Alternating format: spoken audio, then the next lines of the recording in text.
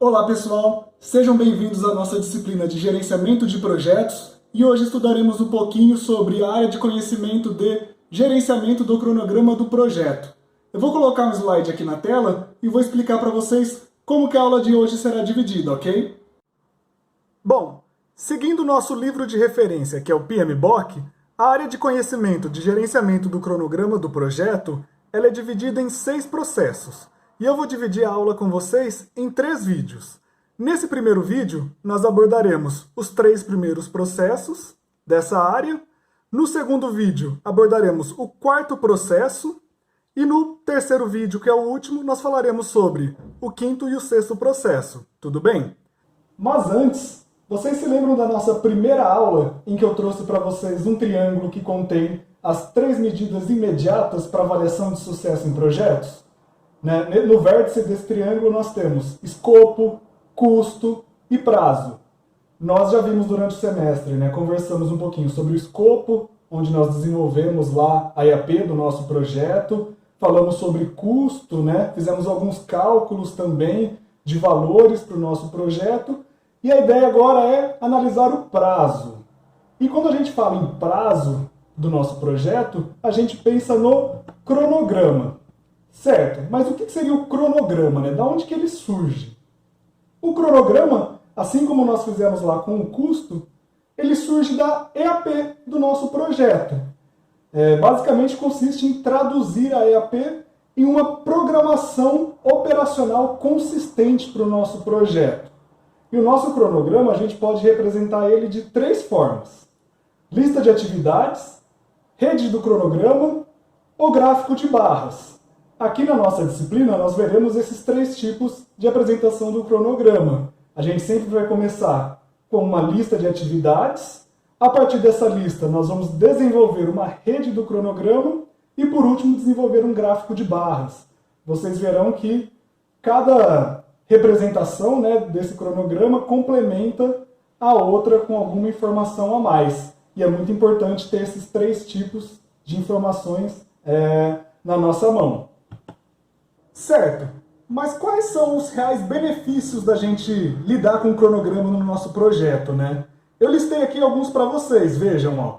Estrutura consistente para o planejamento, monitoramento e controle do projeto. Por meio dessas 3 ferramentas de cronograma, a lista de atividades, a rede e o gráfico de barras, vocês verão que nós teremos informações suficientes para controlar de forma efetiva o nosso projeto. Outro benefício, ilustra a interdependência de todas as atividades. Por meio do diagrama de redes, a gente consegue saber qual atividade depende de outras atividades para que ela comece, para que ela ocorra. Estabelece as ocasiões em que determinados recursos deverão estar disponíveis. Por exemplo, contratei um determinado fornecedor que depende que uma atividade já tenha sido terminada. Seguindo o meu cronograma, eu consigo saber exatamente quando que esse recurso deve estar já preparado para iniciar as atividades dele. Outro ponto, ajuda a assegurar um determinado nível de comunicação entre os integrantes do projeto. Com o cronograma não tem erro, Tá nítido como as atividades elas se relacionam. Então, querendo ou não, o cronograma já é uma forma de comunicar o projeto. Se ele está no prazo, se está atrasado, quais recursos no momento devem ser priorizados para executar determinadas atividades. Outro ponto, estabelece uma data prevista para a conclusão do projeto. Vocês verão que a gente vai conseguir calcular uma data de término do nosso projeto a partir das estimativas de prazo de cada atividade. Isso é muito interessante. Identifica atividades críticas que não podem atrasar. Na aula de hoje nós vamos aprender a calcular o caminho crítico. Vocês verão que isso é muito interessante. Esse caminho crítico ele vai determinar uma sequência de atividades que não podem atrasar no nosso projeto. Além disso, a gente vai conseguir identificar também atividades que podem ser adiadas sem comprometer o prazo. O que isso significa? Atividades que não fazem parte do caminho crítico podem ter um certo nível de atraso. E mesmo atrasando, não vai impactar no atraso do projeto como um todo. nós conseguiremos calcular isso a partir de hoje também. Mostra a ocasião em que determinadas atividades devem ser iniciadas, né? Quando que essas atividades devem começar, principalmente aquelas mais importantes, que pertencem ao caminho crítico. Ilustra quais atividades devem ser coordenadas a fim de evitar conflitos com recursos e tempo. O cronograma ele ajuda bastante nisso também. Mostra quais atividades podem ser realizadas paralelamente. Se duas atividades não dependem uma da outra, elas podem ser realizadas em paralelo, desde que a gente não tenha um conflito de recursos, né? E isso é muito importante porque a gente consegue diminuir o prazo do nosso projeto. Em penúltimo, evita conflitos interpessoais por mostrar uma clara visão de dependência entre as atividades. A informação do gráfico de barras, ou até mesmo da rede do nosso cronograma, está clara qual é a dependência entre as atividades. Então, um recurso não tem como entrar em conflito com o outro, porque para determinados tipos de dependência, vocês verão que não tem como uma atividade começar antes da outra. E por último, proporciona uma estimativa de se concluir um projeto em datas distintas. Só esse último benefício que nós não veremos na aula de hoje. Veremos na aula que vem.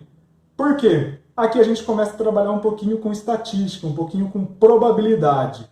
Hoje nós trabalharemos com uma data prevista média aí de conclusão. Na aula que vem nós conseguiremos estimar datas distintas para essa conclusão do projeto a partir de um determinado nível de variação do nosso projeto. Tudo bem? Certo. Seguindo então com o primeiro processo dessa área de conhecimento, que consiste em planejar o gerenciamento do cronograma. Nós vimos que, para todas as áreas de conhecimento que nós estudamos até o momento, é importante ter tudo documentado, todos os planejamentos documentados, né? Por quê? Qual que é o principal benefício disso? Durante toda a execução do projeto, se surgir uma dúvida, né? Isso já estava no nosso escopo, estava previsto trabalhar dessa maneira? Isso vai estar lá documentado no nosso projeto.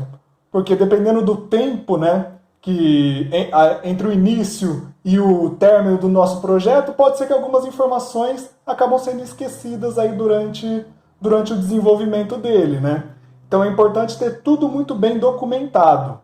E para esse planejamento do gerenciamento do cronograma, é importante ter listado, né, qual cronograma nós estamos utilizando, quais métodos, se nós estamos combinando algum tipo de método. Por isso que é muito importante.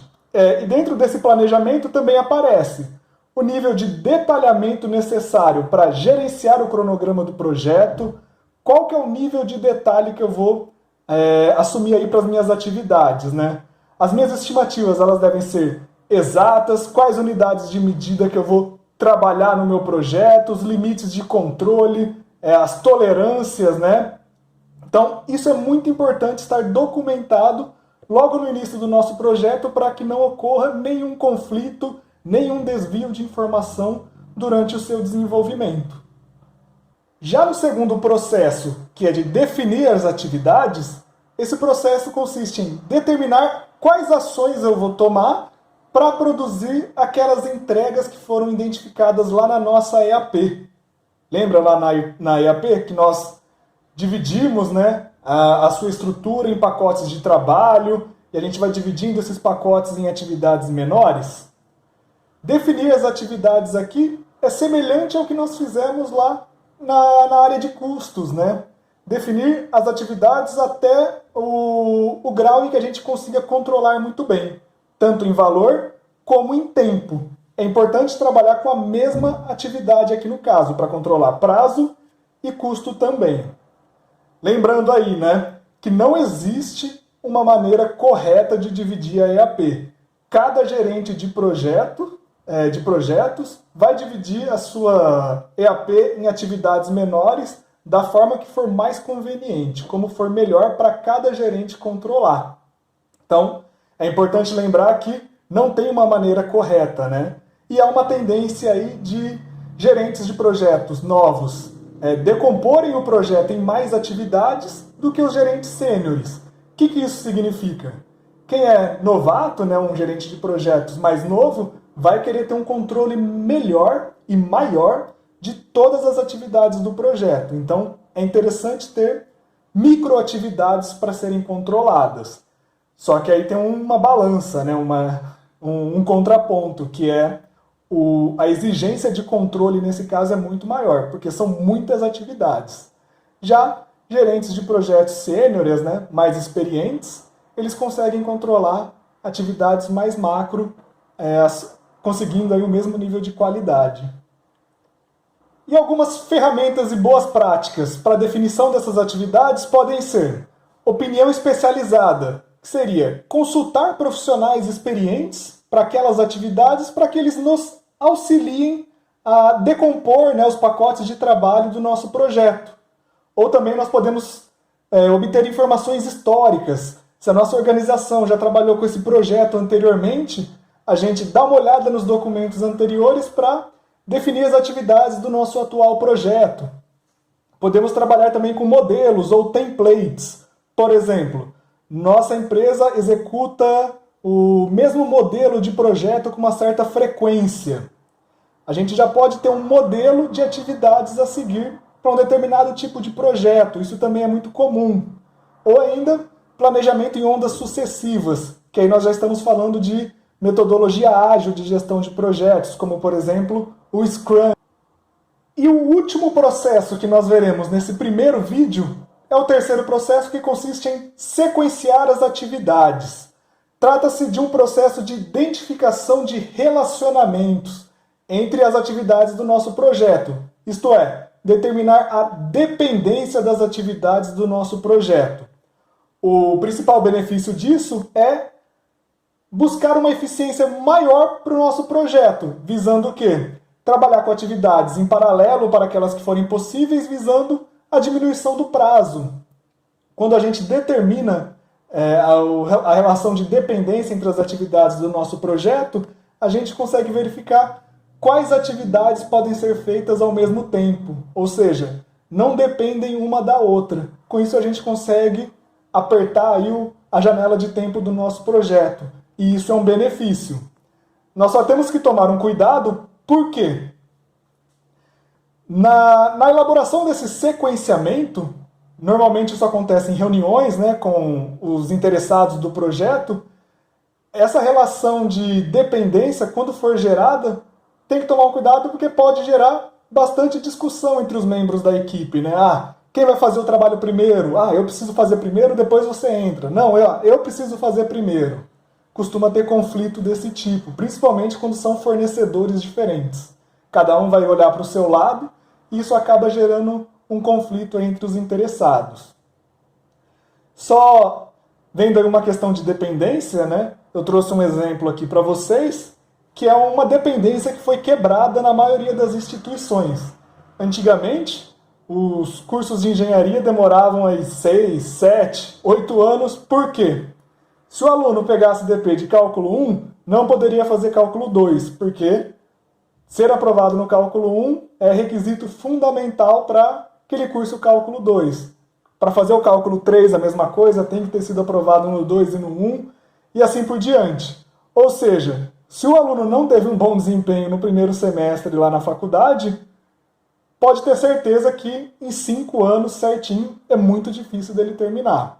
Hoje isso já não acontece mais, né? Se um aluno pega DP de cálculo 1, consegue cursar o cálculo 2 normalmente, na maioria das instituições. Só que isso, a gente está falando da faculdade, né? Foi uma dependência que foi quebrada. Na maioria dos projetos, essas dependências elas são bem difíceis de serem quebradas. E falando em dependência, nós temos duas classes de dependências e cada classe tem 2 tipos. Vamos analisar essa primeira classe aqui, ó. Dependência obrigatória ou dependência arbitrada. Dependência obrigatória é aquela que não tem como eu executar uma atividade sem que a outra realmente tenha sido concluída. Vamos imaginar que eu queira instalar o ar-condicionado numa parede, só que a parede ainda não foi construída. É claro que aí tem uma dependência obrigatória se eu tiver aí o projeto de uma casa, né? E dependência arbitrada é aquela que não necessariamente tem uma sequência física para isso, mas eu adoto aí uma lógica por meio de intuição e vou estabelecer que uma atividade seja feita depois da outra. Na outra classe, nós temos as dependências externas e as dependências internas. Nas dependências externas, nós temos o envolvimento de atividades que pertencem ao projeto e aquelas que também estão fora do controle da equipe interna do projeto. Por exemplo, preciso implantar um software na minha linha de produção. Só que para implantar esse software eu preciso ter primeiro a máquina, o computador que eu vou instalar nessa linha. E o fornecedor que eu adquiri esse computador ainda não entregou para mim o produto. Então, nesse caso, eu tenho uma dependência externa. Eu estou dependendo de um fornecedor externo ao projeto. E como dependência interna, por exemplo, faço parte da equipe de qualidade do projeto e eu preciso avaliar as peças que estão saindo de uma máquina que vai ser lançada para o mercado. Se a máquina não estiver pronta ainda, não tem como eu avaliar a qualidade do produto. Então, nesse caso, também tenho a dependência interna. Tudo bem, pessoal, até aqui? Então, para finalizar esse nosso primeiro vídeo, nós utilizaremos como técnica para sequenciar as atividades o diagrama de precedência. Ele também é conhecido como método francês e ele é o mais utilizado nos softwares disponíveis aí no mercado de gestão de projetos. A principal característica desse método é que cada atividade fica representada no nó da rede. Dê uma olhada na rede que nós temos aí em cima. Cada retângulo, representa uma atividade do nosso projeto. E por meio das setas, a gente consegue verificar a relação de dependência, qual atividade deve vir primeiro, qual vem depois, qual atividade permite a execução de uma ou mais outras atividades e quais são aquelas que exigem convergência de atividades. Aí, a partir disso, nós temos algumas relações de precedência, que elas podem ser do tipo término-início, que normalmente é a mais utilizada e é a que nós utilizaremos aqui na disciplina. Término-término, que é para uma determinada atividade terminar, eu preciso que outra atividade termine também. Relação início-início, que é para uma atividade começar, outra precisa iniciar também simultaneamente. E início-término, que é para uma começar, eu tenho que terminar a outra. Mas, como eu falei para vocês, aqui na nossa disciplina nós trabalharemos com a relação do tipo término e início. Acaba uma, começa a outra. Beleza, pessoal? Muito obrigado até aqui então e até o próximo vídeo.